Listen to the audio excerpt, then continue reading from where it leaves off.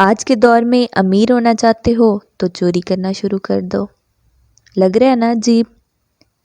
فیل ہو رہا ہے نا کہ یہ تو غلط بات ہے؟ چلو آؤ میں آپ کو ایک ایسا واقعہ بتاتی ہوں جس کے بعد آپ کو لگے گا کہ میں ٹھیک کہہ رہی ہوں جو بھی کہہ رہی ہوں۔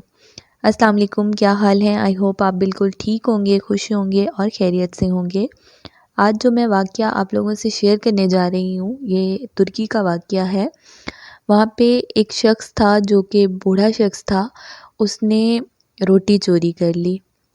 وہاں میں علاقے کے جو لوگ تھے وہ اسے پکڑ کر جو وہاں کا جج تھا اس کے پاس لے کے گئے، تو جج نے بوڑھے جو بابا تھے ان سے کافی سوالات کیے لیکن بابا نے کوئی بھی جواب نہیں دیا۔ بالآخر جو جج تھا اس نے فیصلہ یوں سنایا۔ اس نے کہا کہ بابا جی روٹی چوری کرنے کے جرم میں 1 درہم، 1 لیرہ جو کہ وہاں کی کرنسی ہے، اس کا نام اس نے کہا کہ وہ تندور کے مالک کو بطور جرمانہ ادا کریں گے۔ یہ سنتے ہی لوگوں نے فاتحانہ نعرے لگانے شروع کر دیے۔ جو جج تھا اس نے کہا کہ ٹھہرو، فیصلے کی جو دوسری قسط ہے وہ ابھی باقی ہے۔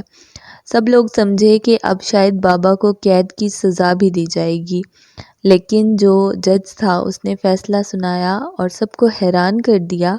اس نے کہا کہ اور اس نے یہ بات غصے سے کہی کہ جتنے بھی لوگ اس بابے کو یہاں پہ پکڑ کے لائے ہیں وہ سب، اور جو لوگ بابا جی کے گھر کے آس پاس رہتے ہیں 3 گلیوں تک، انہوں نے کہا کہ جو لوگ رہتے ہیں وہ ہر ماہ کی پہلی تاریخ کو 50 جو لیرہ ہیں وہ بابا جی کو بطور جرمانہ ادا کریں گے۔ لوگوں نے اس کی جب وجہ پوچھی تو قاضی نے جواب دیا کہ نہ تو بابا کی عمر چوری کرنے کی ہے، نہ بابا پیشہ ور چور لگتے ہیں، کیونکہ اگر چور ہوتے تو اپنی صفائی اچھے انداز سے پیش کرتے جیسا کہ چوروں کا دستور ہے۔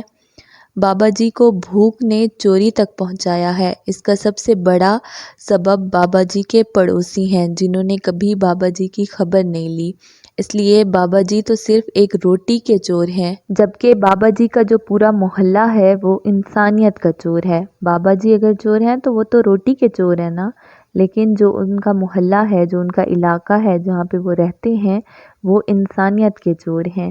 جو سزا میں نے سنائی ہے حقیقت میں یہ تمہارا فریضہ تھا جو تم نے ادا نہ کیا، اس لیے اس کو جرم کا نام دے دیا۔ جج کے فیصلے نے بابا جی کی آنکھوں سے آنسو نکال دیے، جبکہ جو تماش بین تھے ان کی گردن جھکا دی۔ تو دیکھیں پھر ایک چوری کرنے سے، ایک روٹی چوری کرنے سے بابا جی تو امیر ہو گئے کہ اگر 3 گلیاں چھوڑ کے انہیں لوگ 50 روپے ہر مہینے دیتے تو وہ تو اچھی خاصی رقم بن گئی نا۔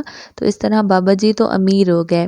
اس واقعے کے 2 پہلو ہیں۔ اگر تو آپ عقل والے ہیں تو آپ اس بات کو پہچانیں گے کہ ہر شخص پہ انسانیت کا جو قرض ہے وہ ضرور ہوتا ہے جس کو اسے پورا کرنا چاہیے، اور دوسرا پہلو یہ ہے کہ اس طرح کی کوئی حرکت کر کے وہ امیر ہو جائے، حالانکہ ایسا نہیں ہوتا۔ وہ تو وہاں کا جج تھا جس نے اس بات کو محسوس کیا کہ بابا جی کی عمر اتنی زیادہ ہے، نہ تو ان میں اتنی سکت ہے کہ وہ کوئی چوری کر سکیں یا اس طرح کی کوئی فضول حرکت کر سکیں، لیکن وہ کیونکہ بھوکے تھے، ان کا شاید کوئی سہارا نہیں تھا جو انہیں روٹی خرید کے دے سکتا، اس لیے انہوں نے چوری کر کے روٹی خرید لی۔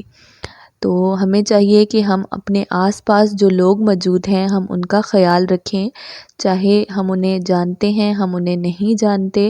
اگر کوئی بوڑھا شخص ہے، کوئی بابا جی ہیں، تو ہمیں باتوں باتوں میں یہ معلوم کرنا چاہیے کہ کیا ان کو کوئی ضرورت ہے، کیا انہیں کھانے پینے کی ضرورت ہے یا پھر انہیں کسی اور چیز کی ضرورت ہے۔